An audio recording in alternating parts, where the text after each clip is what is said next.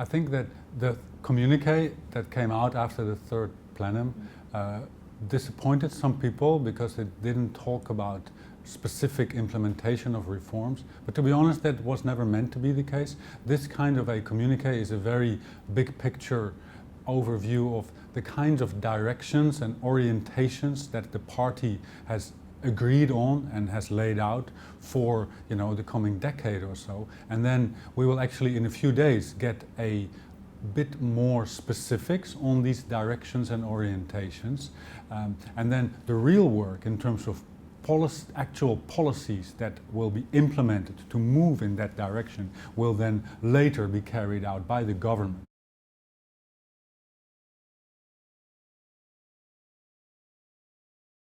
A lot of people commented on the fact that there was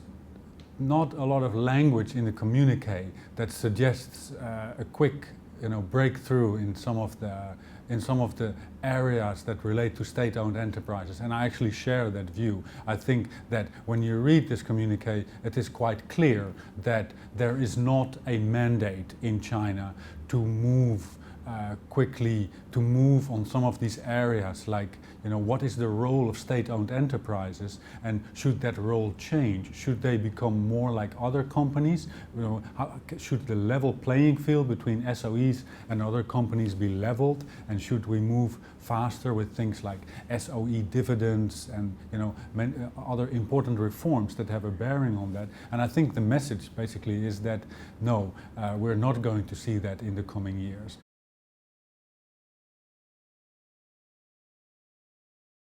One of the areas where we do think that there is now a good mandate for moving ahead, and that was underlined again by the language in the communiqué, is in that area of removing the subsidies that industry previously was benefiting from, which means changing prices and increasing taxation on those things like land, energy, mining resources, so all those physical inputs that go into industry. And I think that is actually quite a positive thing for China's economy in the longer term, in the sense that we always felt that this subsidization of industry meant that China had too much industry,